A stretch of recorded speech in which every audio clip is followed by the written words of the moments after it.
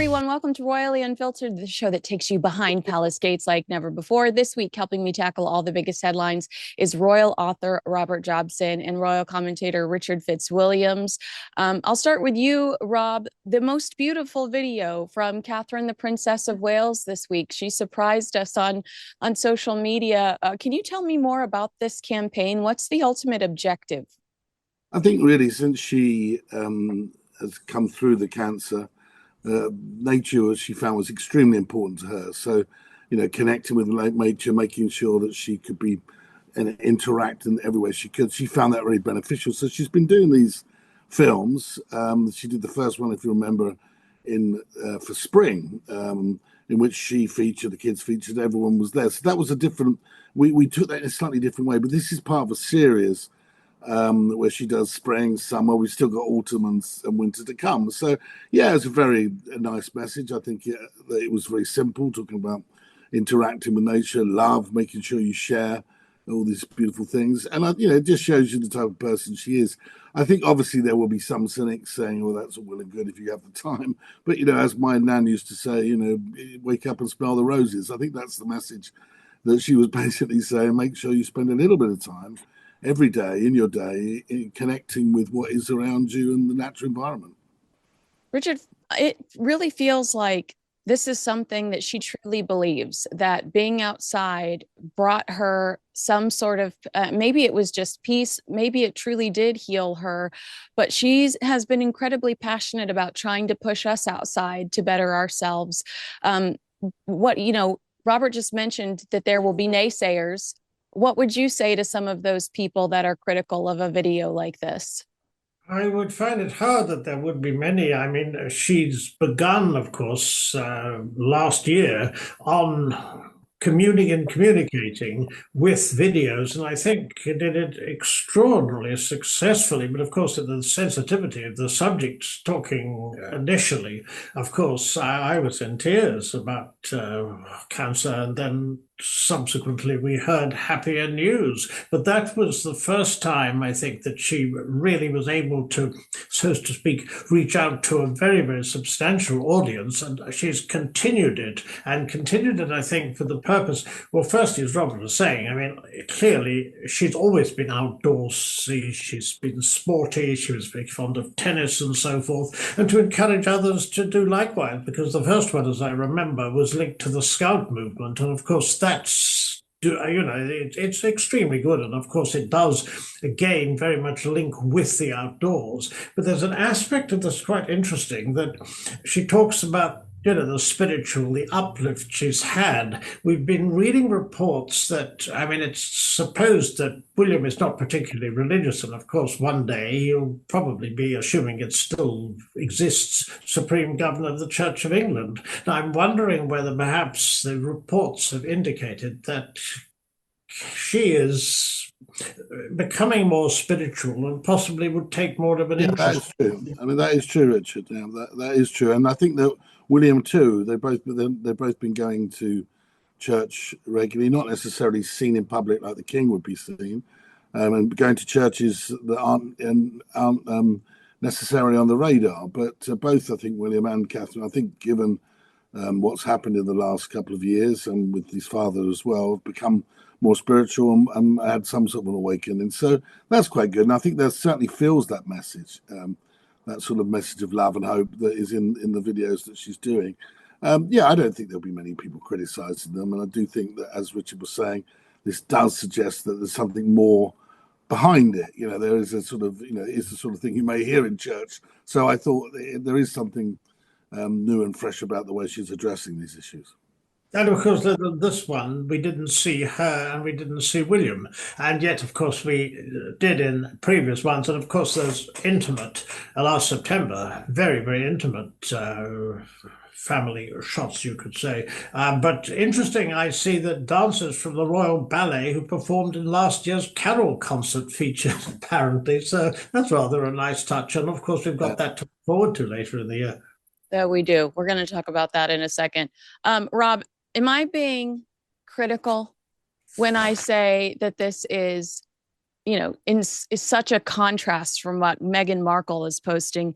The princess is announcing these cute animated videos that she's developed to help with her early learning project campaign on the same day that Meghan Markle is posting alcoholic popsicles on social media. Do you think other people are noticing that difference too, or is that really just royal commentators going, you know what, this is why maybe you didn't quite cut it in the royal family? Well, I think to be fair to Meghan, they're not really on the same grid, are they? I don't think they release what they're doing. They don't, as like with the royal family or the working royals, they'll be organising the grid. They'll be making sure things aren't done on the same day.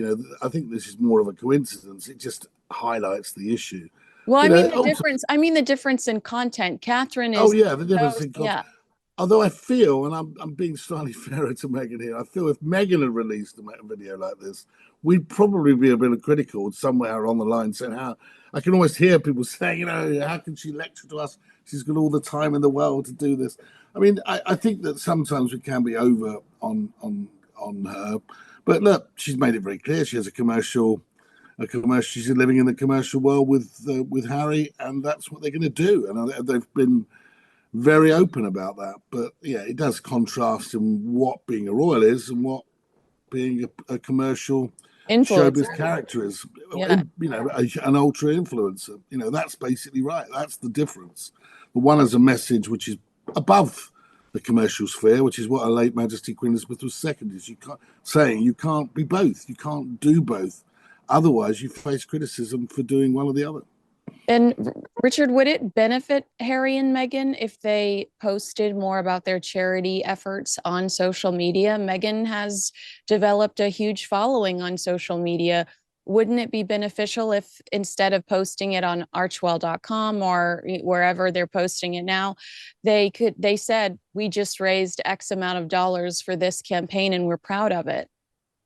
Yes, I would have thought so. And also, mentioning Archwell, I'm wondering when Archwell is going to get a few more donations. It's rather curious. If you look at the last figures that we saw, I think there was a $5 million donation, and that made up the vast majority of what they had, I think, was for 2023. So I'd have thought that boosting Archwell should be part and parcel of their plans. Yes, I think it's hard, of course, because there's so much that she's doing on Instagram and playing around, of course, with Archie and Lily and this business of filming them from the back, and then you show their faces and it's news when there's something different.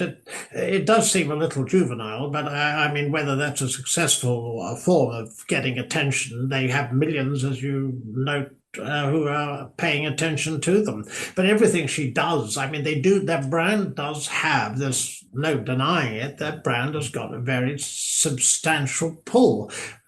Including a lot of people who don't like it, of course. I see 5 million watched. We heard originally that with Love Meghan, the first one, second is yet to come, of course, had number 383, I think it was, on the Netflix ladder, and 5 million watched it. Now, the argument was, firstly, that it was a critical flop. But on the other hand, how do you balance that? The fact they have 5 million watchers who saw it might put it over the line so far as Netflix is concerned. So, I think they've obviously got a lot of work to do when it comes to their profile, but there's no doubt when they do get it right, there is this substantial audience there for one reason or another.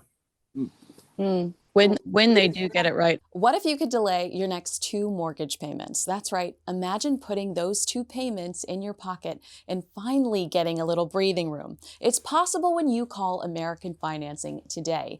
If you're feeling stretched by everyday expenses, groceries, gas, bills piling up, you're not alone. Most Americans are putting these expenses on credit cards, and there doesn't seem to be a way out. American Financing can show you how to use your home's equity to pay off that debt.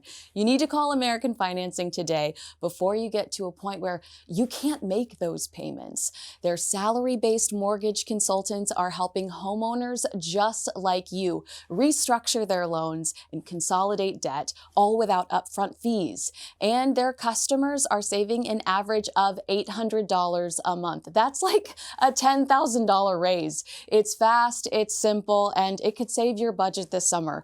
Call before it's too late. 866-887-1201. That's 866-887-1201, or visit americanfinancing.net/unfiltered. Robert, I want to ask you, speaking of charities, about Prince Harry actually going after the Daily Mail again. I didn't realize this. This surprised me. We've heard that Prince Harry sent a letter to the Daily Mail to argue Andrew Loney's book. He said, I never pushed my uncle. I never punched my uncle and gave him a bloody nose. And I never heard Prince Andrew say any of those negative things about Meghan Markle to me, that she was too old for me, that I was bonkers for not doing my due diligence. Yes, that went mainstream. We understood that he was pushing back on that.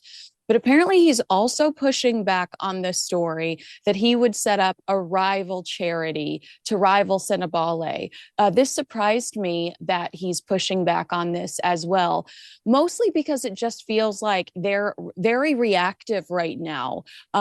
A, is he just feeling sensitive right now? Or B, does he really hate how that would make him look to set up a rival charity? Well, I think on the first point, Andrew Loney, is a respected author and would have cleared everything legally. And I think I'm right in saying that he said if he wants to sue. But yeah. I mean, if the Mail were running it, they would have had their due diligence done on that. They would have, the book would have indemnified them as such through the publisher's lawyers. So, and they didn't go massive on it though. The Mail, they had it as a little strip. It wasn't a huge. You felt that if they really believed in the story, they would have probably had it on the front page. It was a huge story. So I don't know. It's one of those ones. If Harry says it didn't happen, then he's going to argue his case, I'm sure, over time with his lawyers. And I must admit, I'd never heard of it. But as to the other side of these things, I think see with Harry there when he was arguing strong, you do tend to feel that there must be. He must be safe in his grounds. The other business about the charity, I was a bit surprised because when the fallout happened with the Sentebale and he was saying he was going to walk away, and did walk away eventually, there was a sense that he also said that he was going to do stuff for the kids of Africa. He wasn't just going to walk away and abandon them. He was going to be really working in there. Well, how's he going to do that? I mean, if he's not... The idea, someone must have leaked somewhere that they were setting up an alternative vehicle or charity or something, because it was quite strongly written, but his people have come back and said no, that's not the case, but he will be basically supporting the kids of Africa. It's all very sad really, because really this should have been resolved somewhere along the line. A lot of this stuff, a lot of charities go through ups and downs, massive roller coaster rides. In the whole time of, say, the King's, which is now the King's Trust, the Prince's Trust, they would have been ups and downs, but you keep it private and you keep working with the people around you.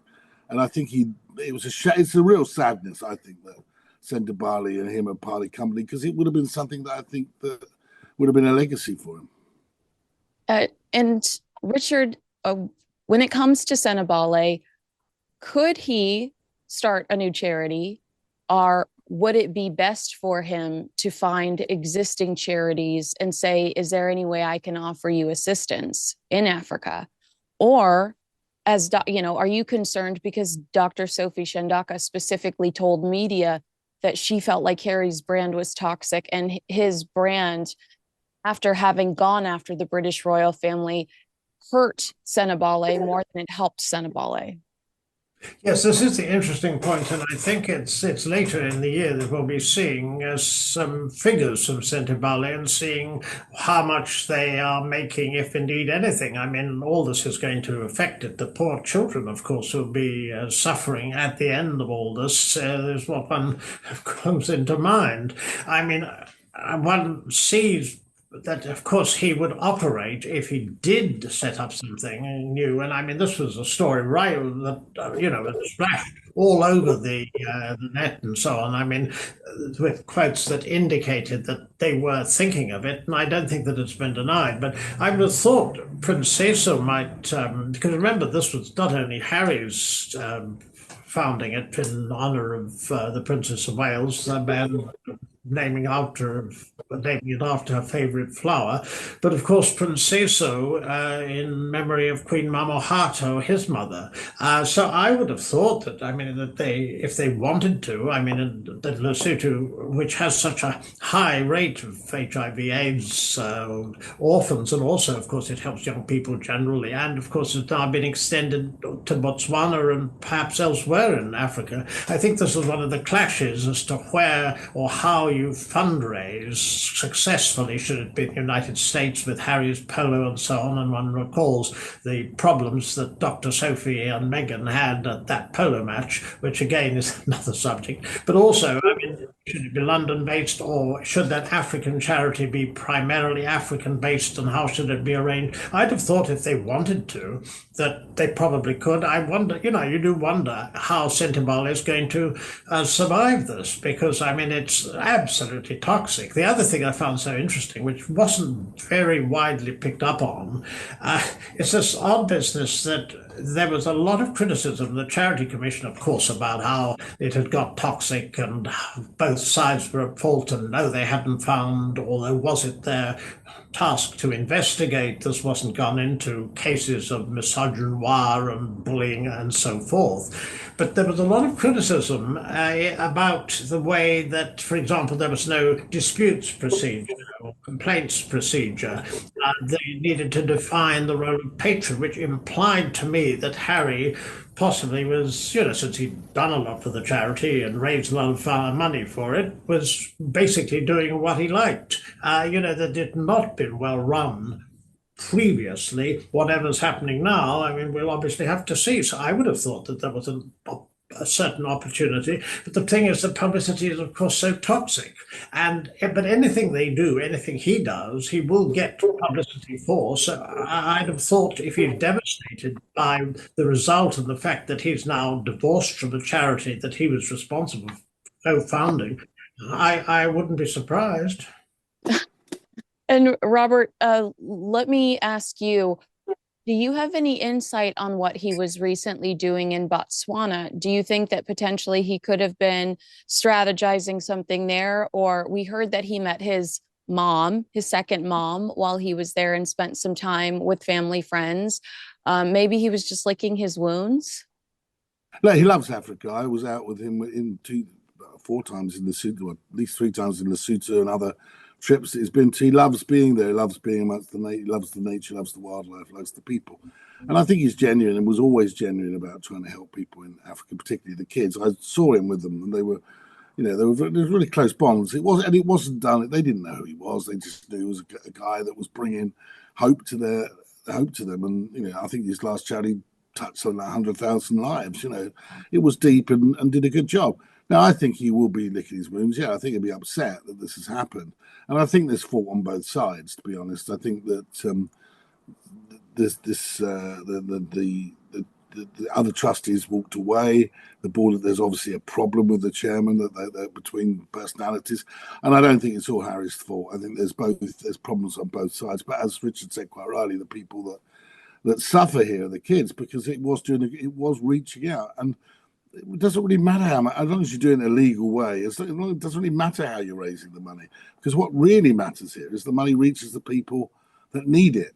And I think that there's that sort of message has been lost in this very toxic row. And I think that both sides are to blame. Maybe Harry, maybe was trying to run it as if it was his own thing because he set it up. But I think that the new chairman of the board also wanted to do it her way. And none of us even heard of her, before. So in terms of her reach in getting money in, we'll have to wait and see, as Richard says. But I think it's an opportunity lost. And it was a shame that they never got around the table and were able to work it out. But clearly, there's a real breakdown in communication here. Robert, is this a real bruise on Prince Harry's legacy? Yeah, Or do you I think think he that can? I think he can move on. I think that what he should be doing is seeing how it impacted, how this whole business of him leaving the royal family and all the problems that go with it impacted on something that he really deeply cared about, something that predated Meghan. Remember, I mean, Meghan started getting involved in things after, this was something he started when he was, a very, very young man, and on that sort of gap year that preceded him going to Sanders. So I feel that he really will be filling this, particularly as it was named after his mum and also, in memory of Prince Seyss's mum. But the reality is he's going to watch what happened here, because something like Invictus Games, huge legacy for him. Look, if the same things start happening with that as well, there's going to be a trend. So I think he's got to learn from his mistakes to make sure that that these things aren't about his personality, and they focus on where the money reaches, and also that they surround themselves with people that they can work with. Now, that has been an issue we've seen with Harry and Meghan quite a lot. But when it comes to a charity and something where she's really making a difference, and both the Invictus Games and Sentebale both really made a difference, you've got to sort of take your ego out of it. It's got to be not about you. It's about them. It's about the people you're supposed to be meeting and helping. Such a very good point. I talked to Dickie yesterday, and we were talking about why, and this goes along with the Catherine video, that beautiful social media video that she did. We were talking about why some media collaborations fail so horribly and why some are wins. Queen Camilla's domestic violence documentary, why I think King Charles and Idris Elba's Netflix series about the King Trust will be a success, versus the Harry and Meghan Oprah interview and Prince Andrew's sit down. And Dickie was like, because what you just described with the royal family, with Queen Camilla and King Charles and some of the other one, Prince William's homeless initiative, that was about other people. That was about elevating other people and, celebrating other people. Whereas the fails we just went through were somebody desperate to save their own butt. And so he's like, the winning recipe is making content about other people and being truly passionate about, seeing Prince truly passionate about that, Queen Camilla truly passionate. But I mean, William has had criticism too, with his homeless campaign, people saying, well, this is a guy who gets $35,000 every year, just every year he's got 3 houses, probably looking for a bigger house. So, how's he's going to sort the homeless crisis out? So there have been criticism. There's always criticism. But the key is to take the ego out of it. And I think that one thing that Harry and Meghan just fail to do, because they do seem to think the whole world revolves around them, is they seem to always have to be part of it, their personality.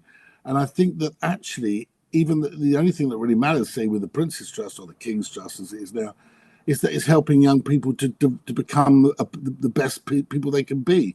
It's not about the personality. It's not about the king. It's about the kids and the young people. And I think that's where Harry and Meghan have failed. Do you agree, Richard? Do you see that when you watch Harry and Meghan, even when they engage sometimes in charity work, like Meghan Markle leading the procession at the Invictus Games, and you're like, Meghan, there are wounded warriors behind you. Let's focus on these heroes. Well, one thing I would say, I think this is probably generally the case when you're setting up something new, which after all they stepped down and made statements about service being universal and decided to relocate and set up on their own. And obviously it's a difficult period because you don't definitely know which way things are going to go. If they go badly for you, especially when you're a member of the world's most high-profile royal family, and of course then you launch fierce attacks. This is their mistake, I think, that they decide. You mentioned Oprah. We may regard it now in a different light, but at the time, for what they intended, which was to launch a nuclear weapon, of course, at the royal family whilst Prince Philip, alas, was dying. In fact, they didn't know when they set it up, but they did go ahead with it, even though that was the case, pretty clearly when it went out. Then you continue this with a series of interviews and so on, including, of course, the Harry and Meghan and docuseries and Spare, and a whole variety of interviews around that. And I mean, there were numerous. Everything they were doing and saying was news. Even the absolutely outrageous. You mentioned PR. I mean, this is my personal favorite when the Meghan was quoted as quoting someone saying that their marriage was equal in South Africa to Nelson Mandela's release, or words to that effect. Such a person. People were dancing in the streets when she got married, like they did when Nelson Mandela was released. Yeah, it was almost beyond belief. So you get the fact I think they thought. Firstly, I think they thought they could say anything and it would be picked up, and I think broadly that probably is correct. That this was the case because it was also novel and it happened with the royal family being defensive. And the other thing, it does help, and I don't think they've used this well. If the institution that you're attacking isn't able to fight back, and you know perfectly well that it can't, the Queen's famous "Some Recollections May Vary" stays with us now, but at the time, I mean, they were the big news, and the way they've handled it, I think I can see why they'd be very sensitive to be center stage, but I'm reminded of Oscar Wilde's quip about to love oneself is the beginning of a lifetime's romance. I think that Meghan's self-love is what comes across with Love Meghan, and I think the fact that also that ridiculous business about that I'm Meghan Sussex now, those sort of comments that people now pick up and then they laugh at them. And then, of course, we found in America things changing, people being bullied allegedly, and that getting into the Hollywood Reporter and Vanity Fair. And then, of course, again, you find South Park sends them up and so on, and they start getting problems, because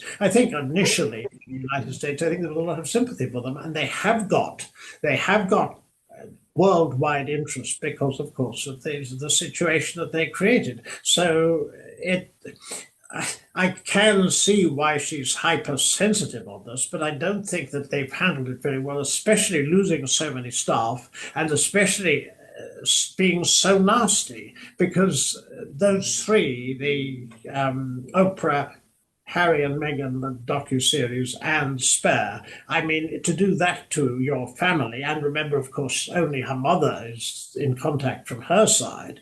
You know, every time I listen to her podcast or listen to what she says or read it, and she's always got impeccable sentiments that nobody could fault. But you actually realize that, in fact, you know, charity does begin at home as well. So if you're getting on with anybody except her mother, something is very, very wrong. I always thought something was very wrong when initially Harry never met Thomas Markle. That has never been explained, and it made no sense to me.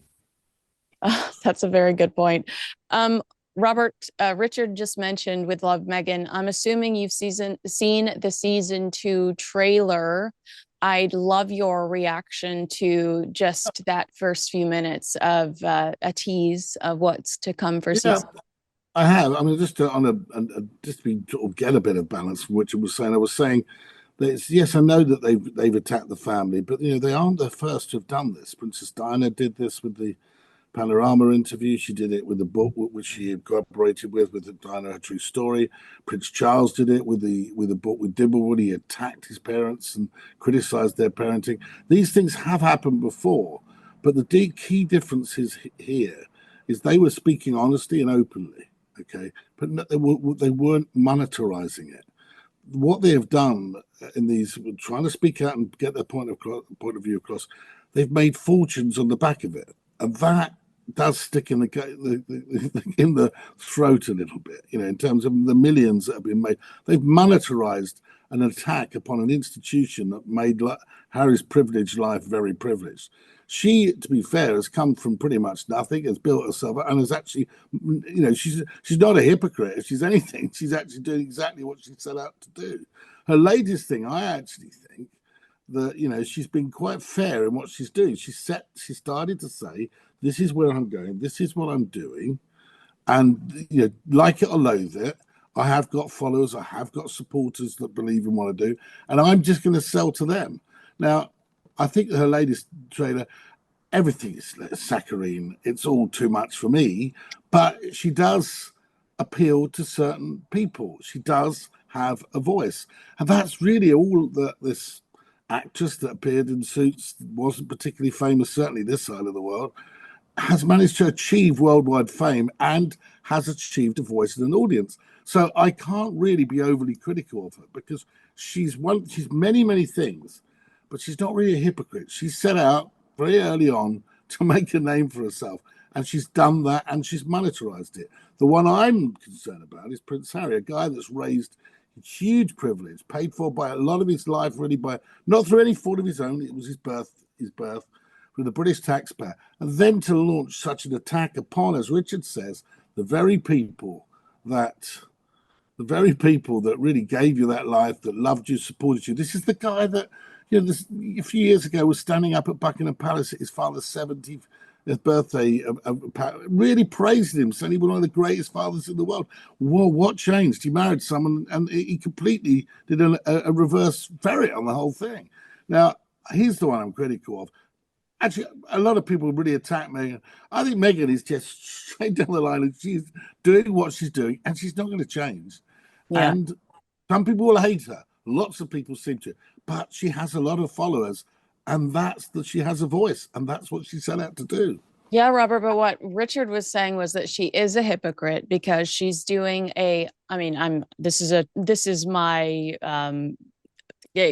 me if I'm wrong, but she is a hypocrite if she wants us to sit down and buy a Christmas special from her. She's going to teach us how to host our families at home, our loving families, when, you just said it yourself. What's changed? Meghan enters the picture, and all of a sudden Prince Harry's heavily critical of his father, publicly heavily critical of his father. Yeah, but she won't be the only one who's having problems with their families at Christmas. I hear what you're saying, but as far as she's concerned, her family will be Harry and the children, and that's how she'll be viewing that, a happy family. Now, I agree with what both you and Richard say. There is hypocrisy there, but what she set out to do, she was not born into royalty. She hasn't done anything other than commercialize her fame, and that is what she's all about.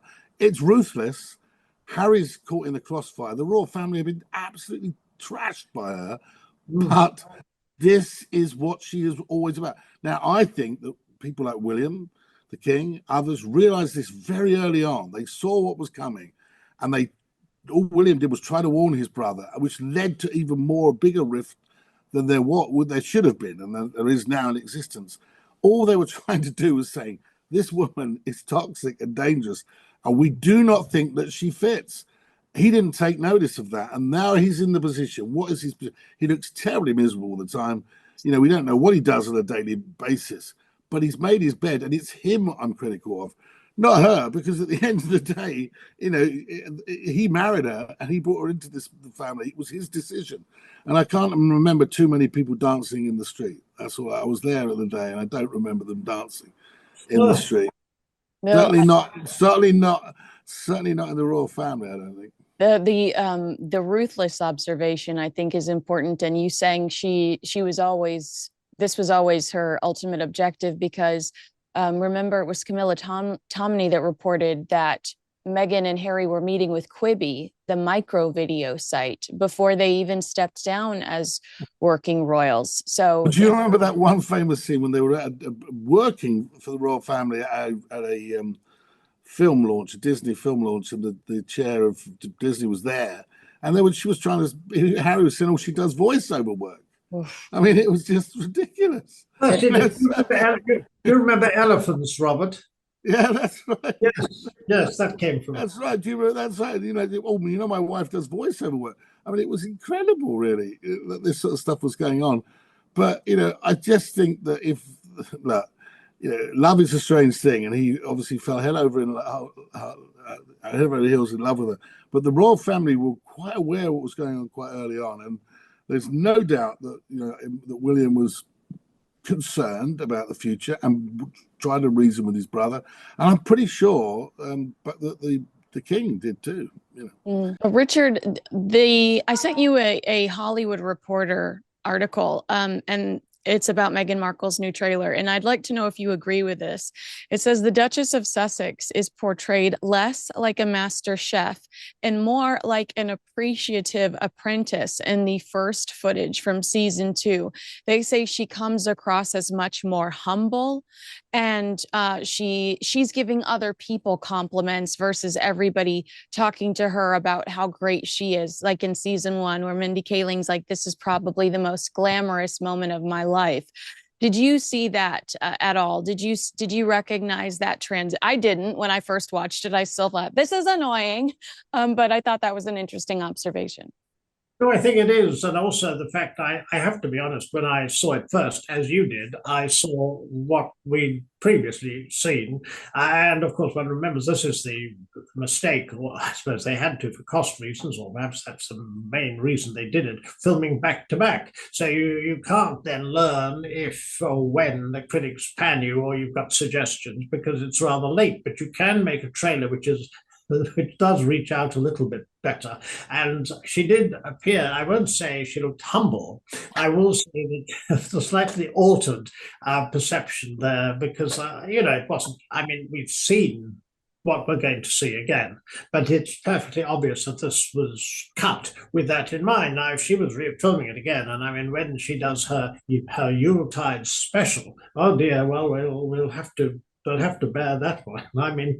Very clearly, I think she'll get a huge audience. But just following Robert's point about whether or not, the fact that she is monetizing it so ruthlessly, I agree. The word ruthless is precisely what comes to mind in the way she has behaved. And so far as the Hollywood Reporter is concerned, I think that the allegation there was that Meghan was behaving like a dictator in high heels, where we won't perhaps be thinking of that necessarily when we watch her Christmas special. But I agree, the second thing I think has been cut more sensitively. And as for Mindy Kaling, I loved the Mindy Kaling quote when she receives when one of the as ever packages to the 50 friends are sent out, and she thinks she's been singled out personally to get it, and then is shocked because she discovers she's number 19 out of 50. Horrors. So she's not that special after all. That was quite the moment where I think Meghan actually explained that in a podcast later, saying like, "I didn't realize I was doing that." Well, I think that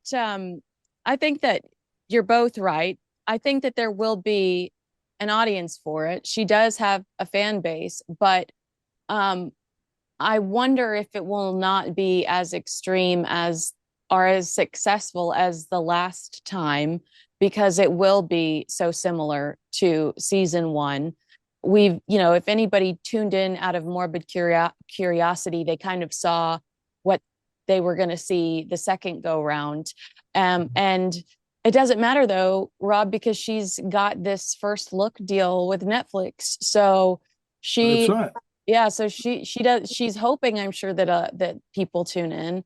But the reality is, we don't know how many years she's got to deal with them where she can present them with new ideas. It's good, bad, or indifferent. If she's talked about, she's getting traction, she's getting interest, she's getting interest in her program, she's getting interest from the film industry, from Netflix, from the other people that pay her money. So I don't think that she has any problem with criticism. I think she just wants the numbers. And look, we'll see. If the numbers hold up, she gets another deal. If it doesn't, then the deal goes out the window. She'll try something else. You can't blame her for trying, but the fact is, you do. I think that this, people will tire of the formula, but it's a popular enough formula. Other people, other celebrities, as I see her use it, I just think they should just abandon ship when it comes to being called Meghan Markle, Sussex, whatever. Just say you're Meghan Markle. That's enough.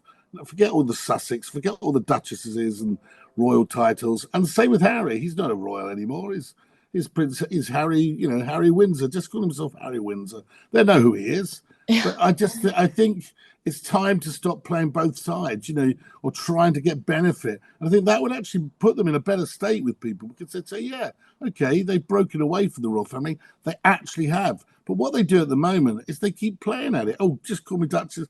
But the one thing also they know is that they've got a certain shelf life. These aren't young royals. They're both, we're entering that lovely age of 40. When the time they reach the age of, I don't know, pushing towards 50, they're beginning, in this world, they're going to have much less relevance. They're not going to have the same traction. So what they are doing is simply making hay while the sun shines. They are trying to get as much money through their coffers as they can, whilst there's still an interest in them. But that interest will begin to die, I have no doubt about it, as they get older. And you see the Wales children of Charlotte, George, and Louis getting older. They will become the stars. And I'm afraid, unless we then see her launch Archie and Lilibet, which I'm sure they probably will, then their interest and their ability to monetize will become less. Oh my gosh, it just reeks of Princess Lily over in California, just reeks of the way Kim Kardashian shoves Northwest. It's so Kardashian. It's so Kardashian, yeah. I mean, I'm like, please don't make me watch another Northwest TikTok internet. Please don't make me watch it. God help me. Richard, did you have any response to what Rob said? Well, I think he's right, because what they're doing, and obviously, I mean, I just wanted to bring in one thing that actually, it's just a thought. No one's discussed this for some time, and I presume that it's maybe something that she's not going to do. But people were discussing, and this would actually solve quite a lot when it comes to longevity, because in American politics, I mean, as we've only too recently seen, how old you are doesn't matter. I was just wondering whether there was any even the remotest possibility of her changing her mind, because all this was talked about years ago, and then it's not being talked about now at all. Yeah, but I think it's because she opened her mouth, and we realized that this is the conversation I just had with Dickie. The mystery surrounding these people is such a strength, and the more Meghan Markle talks, the more you realize I wouldn't want her to be the president of the I wouldn't want her to, I wouldn't want her to represent my state. I wouldn't want her, the more she talks and the more you realize how out of touch she is with reality. I'm going to go freeze these flour sprinkles in ice cubes and call it a TV show. I'm going to take one bag of pretzels and put it in a different bag of pretzels. You and I are not on the same planet. I do not want you to represent me or my state when it comes to making decisions in Washington. I absolutely agree with you. Like, that is something that we used to debate regularly. But that conversation flew out the window when she made bath salts that someone claims gave them a 3rd-degree burn. You know what I'm saying? As they said, as Walter Bagehot said, don't let daylight in on magic for the royal family. I think there's an awful lot of daylight been let in on Meghan and Harry. Yeah. It's just a thought. I mean, otherwise, yes. I mean, it's interesting also the just to pursue the hypocrisy aspect of it, because the facts are that they're very keen to have the options to whether or not to put the HRS in passports and so forth. Oh. I mean, Harry was. I thought you'd fall over at that one, but apparently. Do you remember when Harry was promoting Spare, and he was asked by one of the interviewers, why don't you give up your title? And he did not like it and said, what would that prove? Really? Yeah. But they should do, because he was born a prince. Okay, he was born a prince. Fair enough. You can keep that bit of it. The man, the man formerly known as Prince. But I think that the Queen offered, the Duke and Duchess of Sussex was a title that was given by Her Majesty, Her late Majesty, on their wedding day, on his wedding day, in anticipation of service. Oh. In anticipation of service. What did they do? I mean, the Duke of Kent has been serving all his life. The poor man's still turning out now. He has put in the 9 yards. These people did nothing. So therefore, it should be taken away from them. They have decided they've not only decided they don't want anything to do with the royal family. They want to trash the country, trash the royal family, and still think we owe them this title, that title. If I was from Sussex, I'd be leaving leading a revolution to say, get rid of that title from them. I think it's an insult to my county and the old county of Sussex. I think it really is a shocker. That was given anticipation of service. They didn't put it, they did, was it a lifetime of service? They didn't even do a lunchtime of service. That's the truth. Meghan's been a non-working royal longer than she was a working royal. Right. That's the point. I'm tired of hearing her try to revisit this, because it's like, don't you have a new life to be excited about? Talking about being in the trenches with Prince Harry. Move on. What were you going to say, Richard? Final thought. I wanted the rain check on that, on the exact number of months that they spent as working royals. Was it 22? Oh, I thought it was 17. Maybe it was 22. Oh, well, I followed them around on that time as a correspondent on their various trips to Tonga and Australia and to various places. And it was quite fun for a while, and they had an opportunity, and it was absolutely thrown away. I really think the reaction they got wherever they went was fairly positive until we got to South Africa, which was a disaster, and the mood they were in, and they were doing documentaries behind the backs of everyone else. I actually thought they had a great potential and just threw it away. But I do think it was probably part of her game plan. I don't think she ever really wanted to do the long service that is required if you're a proper serious person and being part of the royal family. Yeah. Well, you never know. She could be governor of Congresswoman in a section in California. You never know. Just never know, do you? It could happen. I'll end up moving in with you. Another good Democrat. That'd be quite fun. Oh my I'm God! sure she'd have great fun with Mr. Trump. Kinsey, she could go on, you see, until her 80s or 90s. Oh my gosh! God help me! Help me! You said it all went south in South Africa, Rob. What do you know what instigated that? I remember Valentine Lowe writing something, but I don't remember where exactly it happened, where she says to somebody, I can't believe I'm not getting paid for this. I'm wondering if we just know. It sounds like you think that. I think that's probably true. No, I think I don't know if it was about. I think that she looked at a lot of things and thought that. Yeah, but what did they think? I think at that time they were living, weren't they, in wherever. I think that they just lacked patience. They had the small place in Nottingham Cottage, which is not a bad little place for Kensington, nice part of the world. But all these things would come to them in time. They had no patience. They had no real. They had no. If they would have, just be calm, and they would have all come to them. But I think there was a lot of jealousy involved. I think we saw the invitation going to Kensington Palace, which had just been all done up from William and Kate. They'd have all got all of that in time, if that's what it was all about. I probably don't think Oprah going to Nottingham Cottage and thinking how small it was and saying it out loud would have gone down too well with Meghan.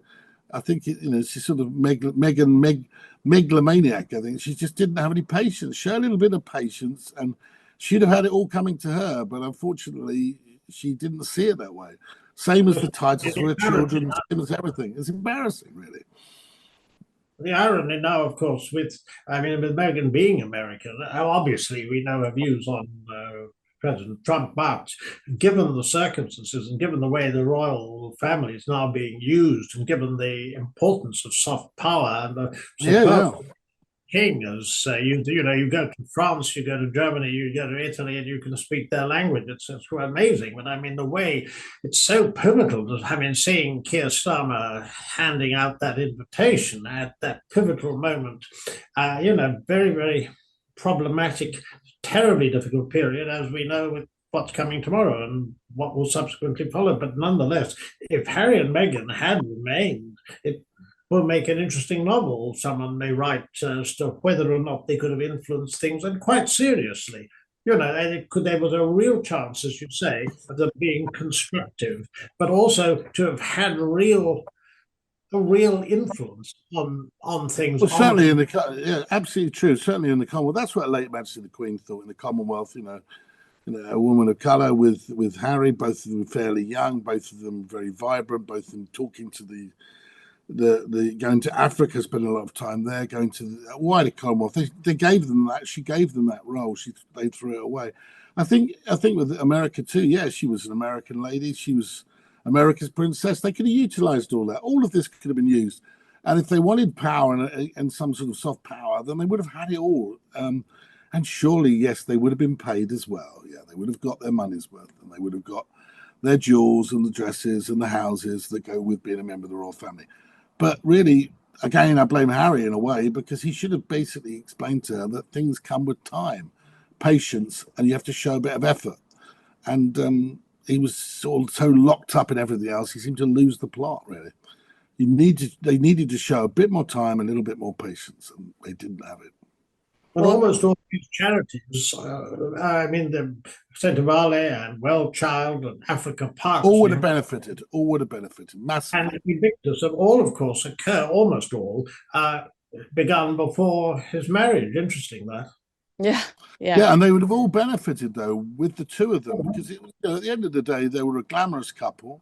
When they appeared in together, she put on a good show. I watched her. I mean, whether or not it was authentic, that's another matter altogether. But the fact of it is, it was a show that was attracted worldwide publicity. 70, 80 press would go along with her on the trips with Harry, and there was a buzz. I think they just got they thought they were indestructible, but they didn't realize it was just their moment. Everyone gets a moment, and then it just fades back, and it all calms down a little bit. I think that Harry got overprotective, and I think that she, for whatever reason, she was struggling with mental health issues. It was all a blur to her. She probably found she didn't really understand, I think, some of the customs and the way people act. It's easily done. And I think maybe she just got, she probably put on this sort of front, which was actually quite damaging to other people around her. So, all of this is understandable, but I think her husband really should have been able to take control instead of being the man-child that he tends to be. Wow, what a place to end on. The man-child. Agree with us, disagree with us? Let us know in the comments below. Make sure you like, subscribe, and share this video with a friend.